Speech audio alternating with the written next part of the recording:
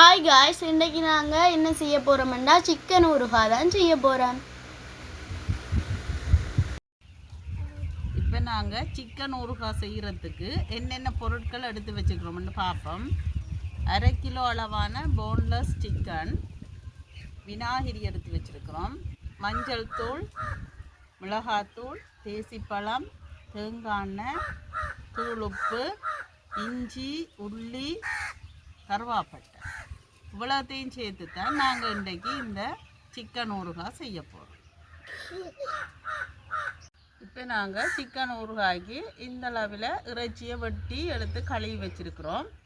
இந்த இறைச்சியோட கொஞ்சம் வினாகிரி சேர்த்து கொள்ள போகிறோம். 1 டீஸ்பூன் அளவு வினாகிரி,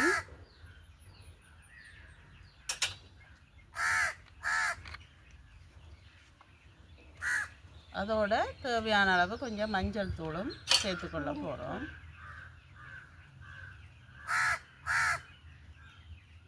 உங்களுக்கு எந்த அளவுக்கு தேவையோ அந்த அளவுக்கு சேர்த்துக்கொள்ளலாம். அதோட தூள் உப்பும் சேர்த்துக்கொள்ள போகிறோம்.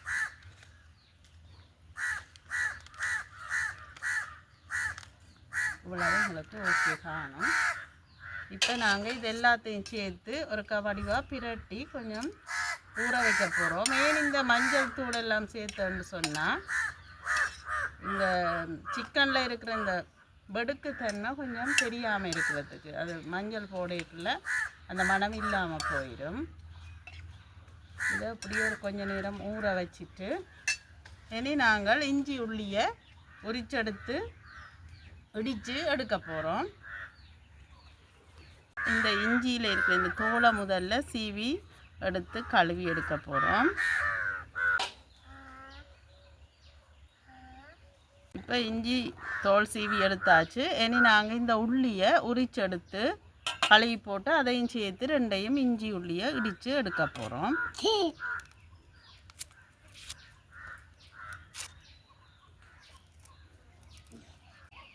இப்போ இஞ்சி உள்ளி எல்லாம் க்ளீன் பண்ணி கழுவி எடுத்தாச்சு.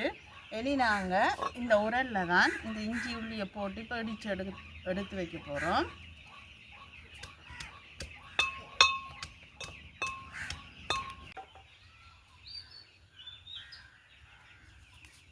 இப்போ இஞ்சி உள்ளியும் நாங்கள் இடித்து எடுத்துட்டோம். இனி இந்த சிக்கனை நல்லா தண்ணி வடியக்கூடிய மாதிரி நல்லா வடிச்சிட்டு எடுத்து நாங்கள் பொரிச்சு எடுக்க போகிறோம். பொரிச்சு எடுத்து தான் இந்த சிக்கன் ஊறுகாய் செய்ய போகிறோம். இப்போ நாங்கள் சிக்கன் பொரிச்செடுக்கிறதுக்காக வேண்டி அடுப்பு ஆன் பண்ணி அடுப்பில் சட்டி வச்சாச்சு. இது கொஞ்சம் சூடாகட்டும். இப்போ எங்களுக்கு அடுப்பு சட்டி சூடாகிட்டு இப்போ நாங்கள் எண்ணெய் சேர்த்து கொள்ள போகிறோம் சிக்கன் பொரிக்கிறதுக்கு அளவாக. இப்போ எங்களுக்கு எண்ணெய் கொதிச்சிட்டு இனி நாங்கள் எடுத்து வச்சுக்கிற இந்த சிக்கன் பீஸை எடுத்து பொரிக்க போகிறோம்.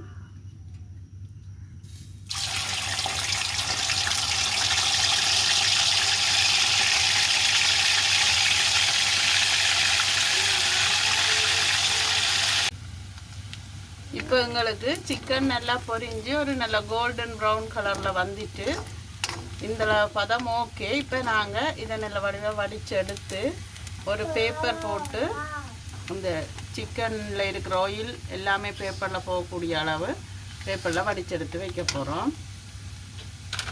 இப்போ பார்த்திங்கன்னா நாங்கள் சிக்கன் பொரிச்ச எண்ணெயிலேயே எங்களுக்கு கூடுதலாக இருந்தபடியாக கொஞ்சத்தை எடுத்துட்டு அளவான எண்ணெயிலேயே இந்த சிக்கன் ஊறுகாயை செய்து கொள்ள போகிறோம்.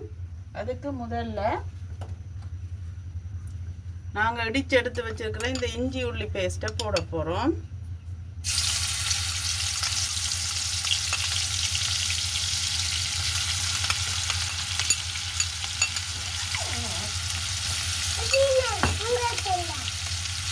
போட்டு நல்ல வடிவாக இருக்க பிரட்டி விட்டுட்டு அடுத்ததாக நாங்கள் தூள் உப்பு சேர்த்துக்கொள்ளுறோம். எங்களுக்கு தேவையான அளவு கூட குறைய சேர்த்துக்கொள்ளலாம். அதையும் இதோட சேர்த்து இருக்கா அப்படியே மிக்ஸ் பண்ணி விட்டுட்டு அடுத்ததாக நாங்கள் மிளகாத்தூள் சேர்க்க போகிறோம். மிளகாத்தூளும் எங்களோட காரத்துக்கு ஏற்ப கூடையும் கொஞ்சம் போடலாம்.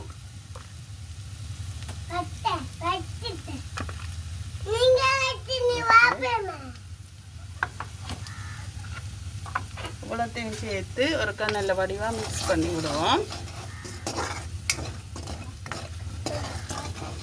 இப்போ நாங்கள் கருவாப்பட்டையும் இதோட வாசத்துக்காண்டி சேர்த்துக்கொள்கிறோம். அதையும் சேர்த்து நல்லா மிக்ஸ் பண்ணிவிட்டு இந்த இஞ்சி உள்ளி வாசனை வந்து அந்த பச்சை வாசனை போகும் மட்டும் நல்லபடியாக மிக்ஸ் பண்ணியாச்சு. இனி நாங்கள் பொரிச்சு எடுத்து வச்சுருக்கிற சிக்கனை இதுக்குள்ளே சேர்க்க போகிறோம்.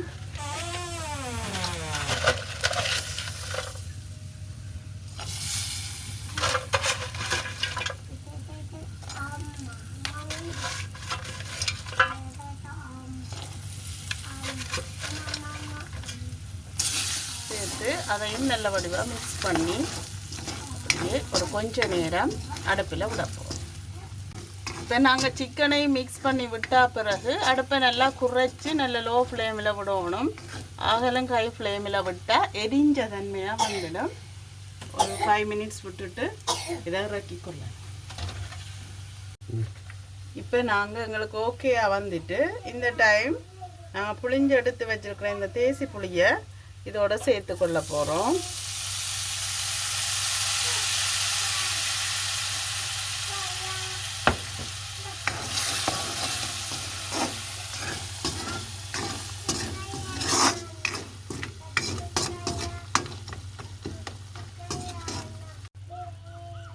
இப்போ எங்களுக்கு இந்த சிக்கன் ஊறுகாய் ரெடி ஆகிட்டு இனி நாங்கள் இதை இறக்கி எடுக்க போகிறோம்.